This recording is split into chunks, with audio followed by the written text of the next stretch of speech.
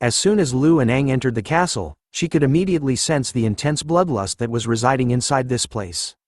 With a few quick punches and kicks, Lu manages to defeat a couple of demons that were waiting for them when they entered. She was now out of breath as she tried her best to carry Aang, who was bleeding, across the castle and into a safe place. She repeats to herself that she needed to keep going no matter what. Holding onto Aang tightly as he held the integration core in his hand, Lu shouted at him to hold on. She reminds him continuously that he couldn't fall asleep right now, and that he must hold on. She continues to repeat those same words as she drags Aang across the corridor of the castle, filled with demons lying dead on the ground. But as she does, Aang's hand starts to loosen its grip on the integration core. He had finally let go of it, causing Lu to turn around and see that the integration core had tumbled away from them. But as she sees this happening, a shocking revelation comes to her. Lu's hand was trembling as she picked up the integration core, realizing that the feeling she was experiencing since the battle was the fact that everything that had happened so far was happening all according to the dream that she had that morning. Thinking about the dream, she recalls what would happen next in it. Looking up, she knew that there was a demon waiting for her right above. It turns out to be true as a water and wood demon appear right above Lu and Aang, flexing on them with their powers activated.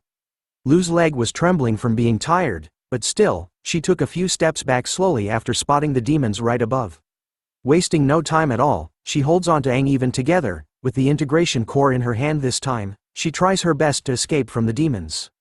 But the wood demon was especially quick, managing to catch up to Lu within seconds, repeating the same words it spoke in her dream. The wood demon reminds Lu about the consequences of being a single-finned warrior that had obtained the integration core. All she could do right now was simply raise her arm, in hopes of it defending her from the demon's attack. But it was no use, as it all happened again like in her dream. The wood demon manages to stab her through her heart this time as well. As both Aang and Lu lay on the ground, bleeding heavily due to their wounds, the wooden demon was curious about how they were able to reach this place and how they were able to obtain the integration core. But the reason behind it didn't matter to the demons, as it only made it easier for them to obtain the integration core. Lu was still alive, her breathing becoming harder with each second that passed as she could see that her heart had been pierced by the demon, making it impossible for her to regenerate. The water demon soon reaches Aang's body, kicking him to turn upside. The water demon notices that Aang was still alive. But as the demons looked at him, they found something strange about Aang. They realized that he had a certain smell on him, that was making them feel unusually scared of him for some reason. Lu could see the demons gathering around her boy. She reached out to them with her eyes slowly closing, trying her best to warn the demons to not touch Aang. After thinking for some time, the wood demon decided that it didn't like the smell that was coming from Aang, so it suggested to the water demon that they should just cut his head off. "Don't you dare touch him," shouted Lu the moment she heard what the demons were planning on doing to Aang.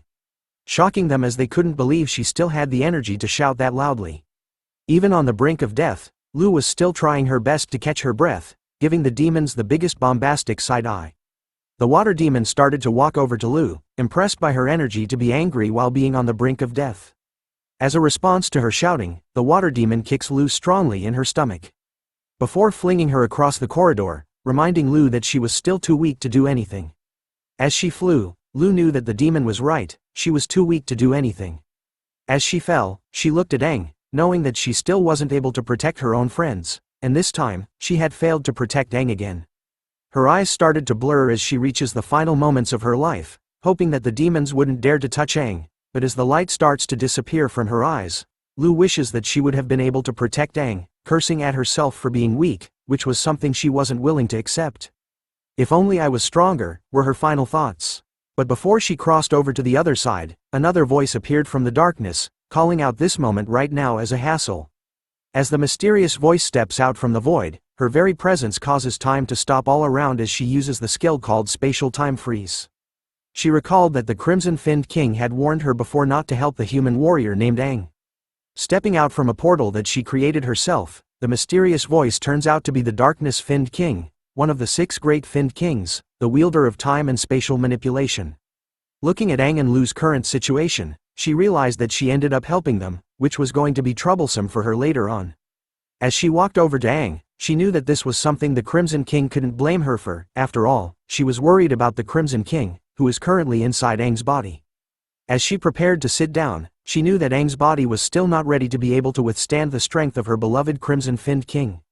But looking at Aang's current condition was surprising to her. as she figured that his body should have broken down completely because of the overuse. But still, Aang actually managed to hold on until now. Looking at him closely, she concludes that Aang was truly the strongest human that had caught the attention of the Crimson-Finned King, especially his willpower, which was amazing to watch. The queen leans in close to Aang's with black. As time went by, her blood started to change as well, resulting in her warrior's core turning completely black, this time with no sign of green anywhere. The warrior core started to spin, before coming to a stop, showing that Lu had transformed and upgraded to become a quadruple-finned warrior. Lu had obtained a quadruple-finned core, called the Dark Core, which has the ability of time and spatial manipulation. As the Darkness-Finned King releases her lips from Lu's, she could sense that Lu's body had managed to absorb a lot of her power, which was good, as it was a sign that Lu had a great desire to become stronger. Seeing that her job was now done, and that Lu had transformed into an even more powerful warrior, the Darkness-Finned King decides to leave, opening a portal and jumping backwards into it. She declares that she was going to leave the rest all up to Lu. The moment the Darkness-Finned King's portal closes, her ability, spatial time manipulation, which had stopped all of the time in the area, was released. As time resumed, Lu was thrown against the ground. The wood demon was ready and declared that it was going to take Aang's head right now. But a hand appears from out of the blue, grabbing the wood demon's blade and stopping in its tracks. The demon was stunned to see that a hand had appeared from inside a portal while holding onto its blade. The water demon was quick to notice where the hand had come from and informed the wood demon. The water demon was stunned to see something from within the smoke. As Lu's voice was heard from within the smoke, she reminded the demons that she had warned them from before. Do not touch a single strand of hair on Aang's head. Lu had appeared from within the smoke, showcasing a new form, a familiar form that was like Aang's demonic side.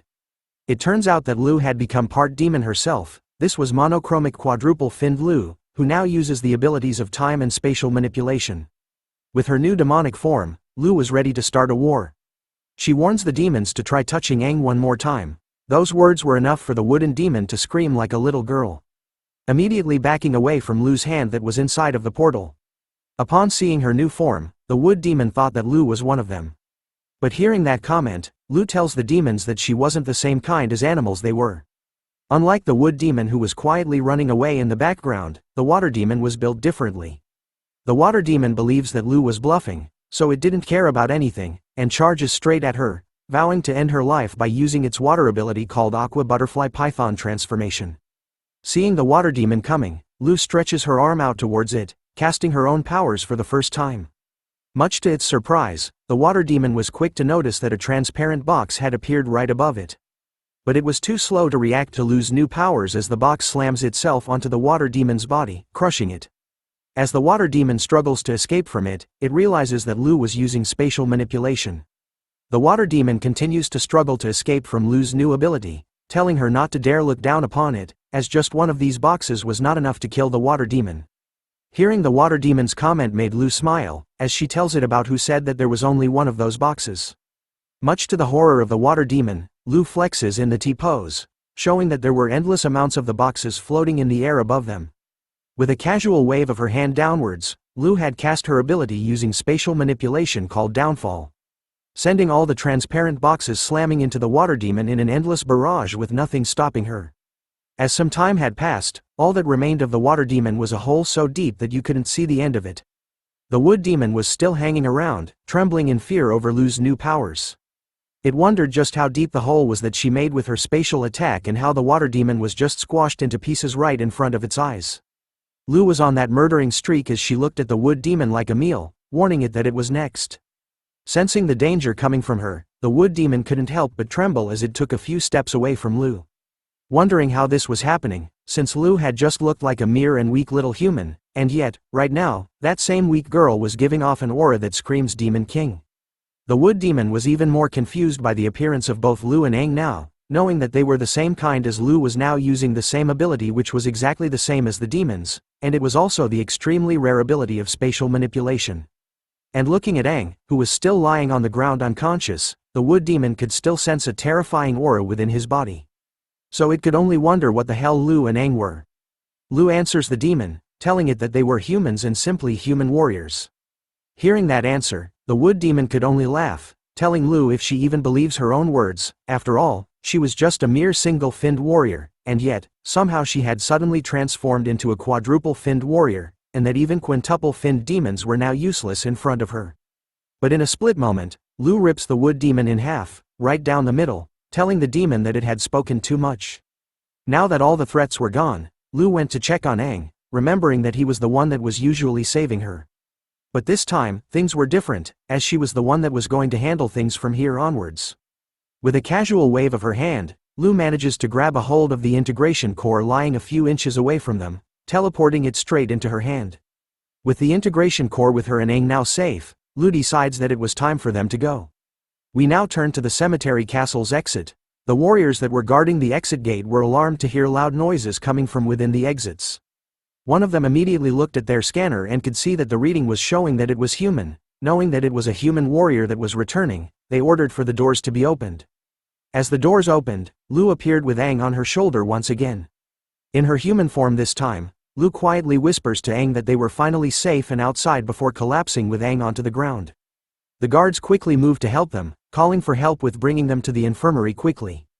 But then, one of them notices what was behind Aang and Lu. The guards were soon scared and trembling upon witnessing what had happened. The demons that were nearby had all been compressed to death by spatial manipulation, making them wonder how Aang and Lu were able to survive as the scene of endless demons laid dead behind them, some smashed into a box floating in the air, while others had their heads missing. Deep within Lu's soul, the darkness-finned king's voice could be heard. She knew that she was right about Lu, and that she was the perfect vessel for her to wield her powers in. Until now, the darkness-finned king knew that there was still a precognition power that has yet to awaken within Lu as she slowly opens her eyes to the sound of the darkness king's voice. Lu finally awakens to see that the darkness-finned king was ready to embrace her. But as she awakes in her soul, she wakes up in real life too. Looking at a ceiling fan this time, rubbing her head, she knew that the place she was at was the infirmary in the city's outskirts. Which meant that she and Aang had been rescued. But she was in deep thought about the dream she just had, wondering who that mysterious figure was. Looking at her own body, she could also see that all of her injuries had been healed, which should be impossible after what she had been through. There should at least be some scars. As she tried to recall her memories from within the castle, it all came as a blur, causing her head to hurt. Lu could sense that part of her memories about the castle seems to be enshrouded in a dark fog. But as she thought about it, Aang appears, covering her with a blanket and telling Lu that this time, she was the one that saved him. He informs her that the other warriors had told him that she had lasted all the way until they reached the exit doors, which was a truly amazing feat to achieve by herself. Seeing him standing in front of her, Lu immediately recalls all the injuries that Aang had received from the start of their mission, which made her ask him if he was truly fine. Aang shows that he was perfectly fine, despite all the injuries that he had received. They were simply small ones, so there was nothing to worry about. Instead, he tells Lu that he was sorry for being too careless with his body being unwell inside the castle, and how they had nearly died while obtaining the integration core. After being reminded about the integration core, Lu was concerned about where it was right now. Aang tells her not to worry. Pulling out the integration core, he informs her that he had found it stuffed into his clothes, which meant that she was the one that hid it there. But Lu couldn't remember if she was the one that was responsible for hiding the integration core, as her memories of the castle were in a blur. Aang informs her that now that they had obtained what they needed from the cemetery castle, their next goal was to find a safer location, in order to refine the integration core. Hearing the plan, Lu agrees with it straight away, and tells Aang that she was going to let the infirmary staff know. She puts on her blazer, telling Aang that they were going to leave after they were discharged. Aang slowly watched Lu as she left, agreeing with her actions, but he was in deep thought as well, because after looking at Lu, Aang started to wonder about what had happened in the castle, because right now, Aang could sense that Lu has the demonic-like aura within her body like his. Thanks for watching the latest part from the voice of Manhwa. Subscribe for more content and don't forget to comment below what you want to see in the future. Like and share for more.